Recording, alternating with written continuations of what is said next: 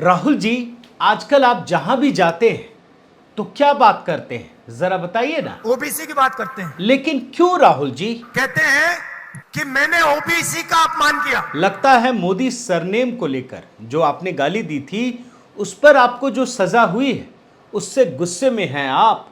तो फिर आप क्या करेंगे राहुल जी? चलिए आज ओबीसी की बात करते हैं, पूरी करते हैं। लेकिन इसमें क्या बात करेंगे, कौन सा सवाल उठाएंगे आप? सबसे बड़ा सवाल यह है कि किसकी कितनी आबादी है। किसकी कितनी आबादी है?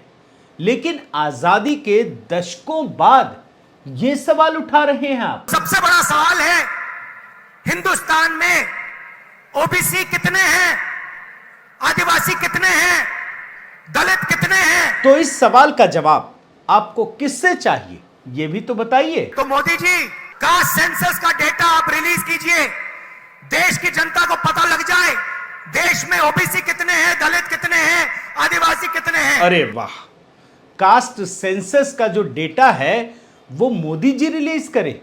मगर ये वो सवाल हैं जिसके जरिए राहुल गांधी या तो अपनी जड़ें खोद रहे हैं या फिर अपने ही पूर्वजों की जड़ें खोद रहे हैं। मतलब अपने पिताजी या फिर अपनी दादी या फिर अपने परनाना, क्योंकि जिस चीज को गांधी परिवार के ये पूर्वज बुरा बुरा कहते थे उसी बात को राहुल गांधी उठा रहे हैं। और एक तरीके से मैं कहूं तो उन्होंने मधुमक्खी के उस छत्ते पर अपना हाथ डाल दिया है जो उन्हें ही जलाने वाला है। आज के इस वीडियो में दोस्तों इतिहास के गर्त में छिपे कई कहानियों को मैं डिकोड करूंगा। साथियों नमस्कार, मैं हरिश्चंद्र बर्णवाल। राहुल गांधी ने इस समय कास्ट सेंसस को अपना हथियार बना लिया है और इस समय जहां भी आप देख लीजिए राहुल गांधी मोदी को चुनौती दे रहे हैं कि वो कास्ट सेंसस को सार्वजनिक करें ताकि सभी जातियों की जो संख्या है वो पता चल सके। आप जहां भी सुन लीजिए आपको राहुल गांधी का यही बयान आपको सुनाई पड़ेगा। और हम सब जानते हैं दोस्तों कि खड़गे भले ही कांग्रेस के अध्यक्ष हों लेकिन डी फैक्टो अध्यक्ष तो राहुल गांधी ही है।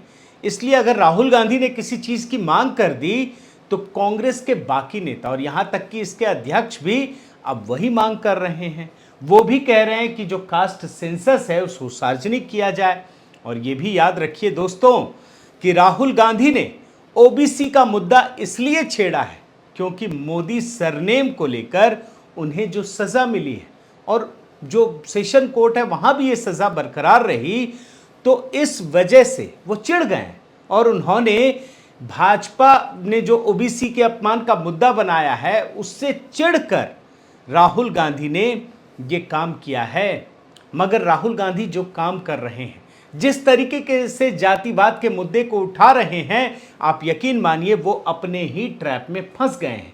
वो उस गड्ढे में फंस गए हैं जिससे देश को बाहर निकालने की कोशिश खुद नेहरू गांधी परिवार के लोग करते थे। आप ये रिपोर्ट देख लीजिए, कम से कम भाषणों में तो वो करते रहे हैं और मैं इसकी आपको बानगी भी दिखा देता हूं।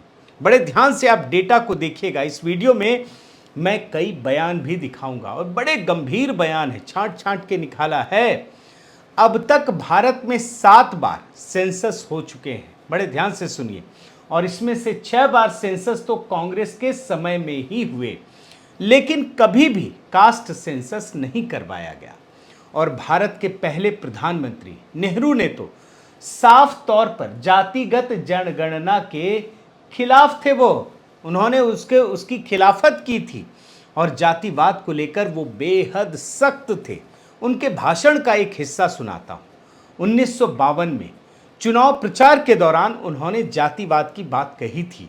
आज वो सुनना जरूरी है, सुन लीजिए। एक बड़ा जहर तो निकल गया जातिवाद का, मुस्लिम लीग का, पूरा तो नहीं निकला, थोड़ा थोड़ा इधर उधर रह गया, लेकिन अधिकतर पाकिस्तान चला गया। धर्म का वो नाम ले रहे हैं, लेकिन जो जातिवाद की बात मैं आपको बताना चाह रहा हूं वो आप समझने की कोशिश कीजिए। जवाहरलाल नेहरू मानते थे कि जातिवाद ने झगड़ा फैलाया है। हमारे देश में फिर ये जाति भेद और झगड़ा फैलाया। और इतना ही नहीं, वो रिजर्वेशन के भी खिलाफ थे। वो जातियों को एम्पावर करना चाहते थे, अच्छी शिक्षा के द्वारा, ना कि रिजर्वेशन के द्वारा। कई लोगों को ये बात चुभ सकती है, लेकिन ये नेहरू की बात दिखा रहा हूं और जवाहरलाल नेहरू ने बाकायदा इसके खिलाफ चेतावनी दी थी। आप देख लीजिए ये रिपोर्ट। और जो मैं आपको जवाहरलाल नेहरू के बारे में चीजें दिखा रहा हूं जाति को लेकर के, यही चीज इंदिरा गांधी के समय में भी देखने को मिली। उनके समय में भी 2 बार जनगणना करवाई गई, लेकिन इसमें भी जातियों को शामिल नहीं किया गया। बड़े ध्यान से इन चीजों को देखिए, क्योंकि राहुल गांधी जिस मुद्दे को उठा रहे हैं ना, वो खुद फंसने का काम कर रहे हैं। 1982 में भारत की एकता और अखंडता की चिंता करते हुए इंदिरा गांधी ने कहा कि जो लोग जाति का नाम लेते हैं वो देश की भलाई नहीं चाहते हैं। उनका बयान सुना रहा हूं आपको, सुन लीजिए। जो राजनीतिक लाभ के लिए लोग धर्म का नाम लेते हैं या समाज का नाम लेते हैं या भाषा का नाम लेते हैं या जाति का नाम लेते हैं, वो देश की भलाई नहीं चाहते हैं। इसके आगे इंदिरा गांधी जातिवाद को लेकर और भी बहुत कुछ कहती हैं। एक छोटा सा हिस्सा और सुनाता हूं, सुन लीजिए। जातिवाद को लेके आपस में भाई भाई के बीच में नकली दीवारें खड़े करते हैं। और जानते हैं, अभी जो मैं भी आपको बयान सुना रहा हूं ना, ये घंटों की मेहनत से निकाला गया बयान है। क्योंकि जातिवाद की बात मैं आपको बता रहा हूं तो ये भी बता दूं कि उन सभी नारों से इंदिरा गांधी गुस्से में आ जाती थी जिससे देश की एकता भंग हो सकती है। एक छोटा हिस्सा और सुनिए। तो हर थोड़े समय कोई न कोई ऐसे नारे उठते हैं जिससे देश की एकता भंग हो सकती है और देश के टुकड़े हो सकते हैं। तो देखा आपने, जवाहरलाल नेहरू के बाद इंदिरा गांधी। मैं अभी नेहरू गांधी खानदान के ही लोगों को सुना रहा हूं। अब आप आगे बढ़िए, राजीव गांधी में आइए।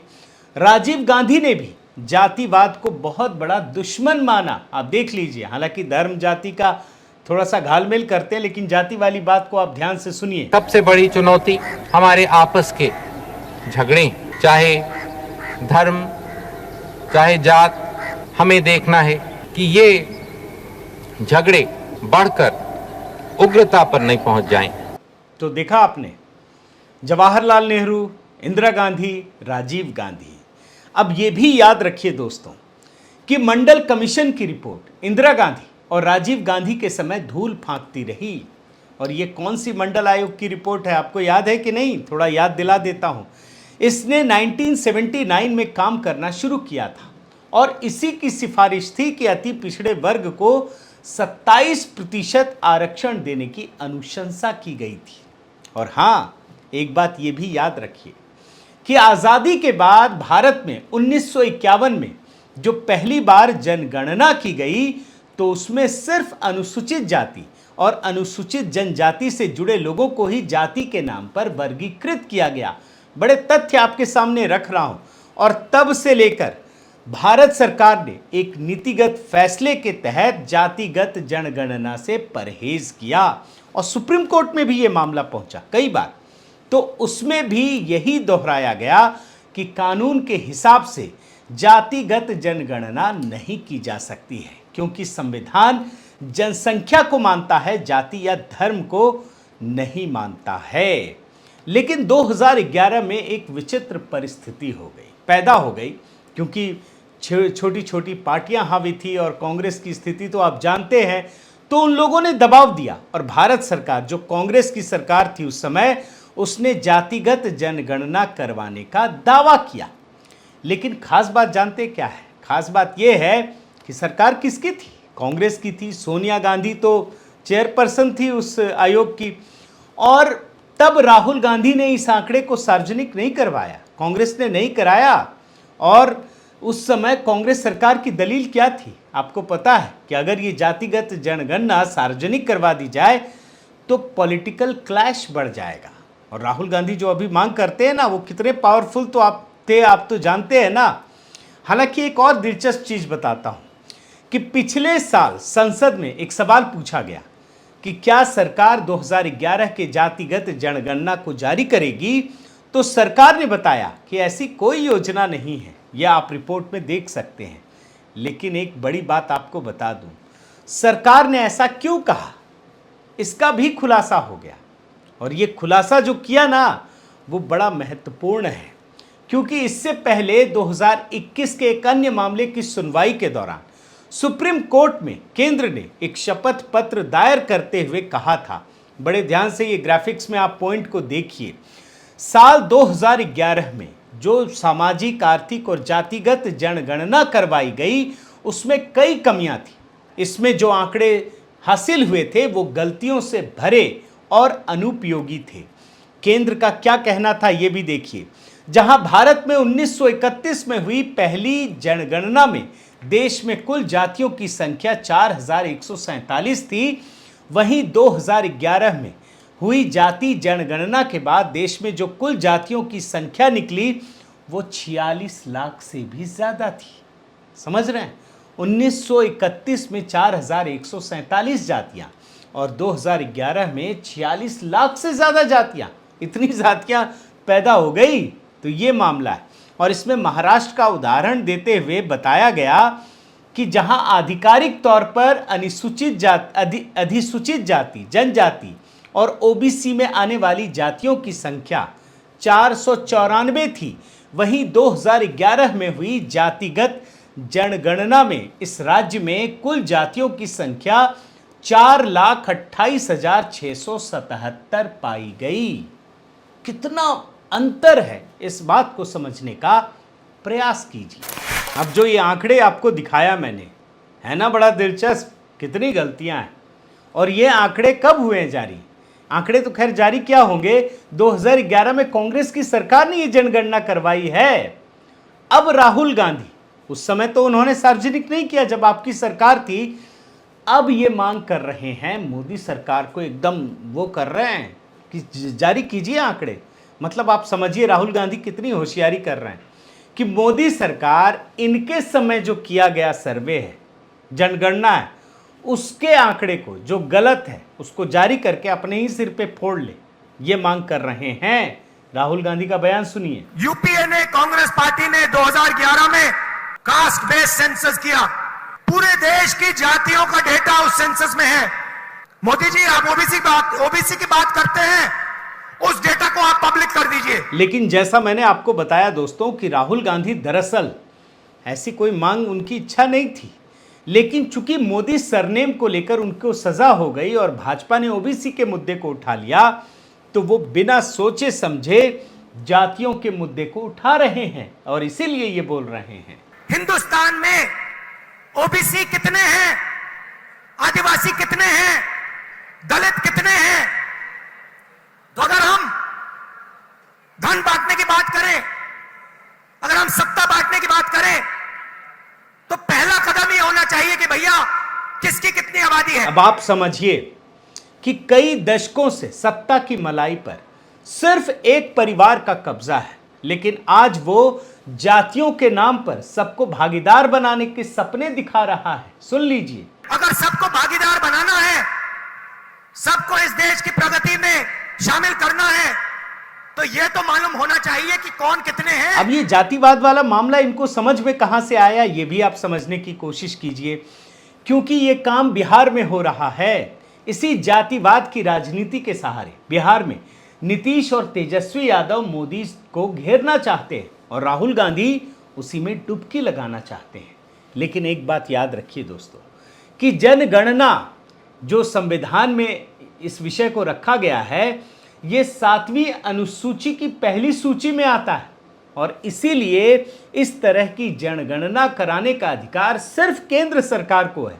और ये जो बिहार में हो रहा है ना, वो जातिगत सर्वे के नाम पर किया जा रहा है और इसीलिए जिस राजनीति को बाकी पार्टियों ने अपने उभार के तौर पर यूज किया, आज उसी राजनीति के सहारे राहुल गांधी अपनी वैतरणी पार करना चाहते हैं।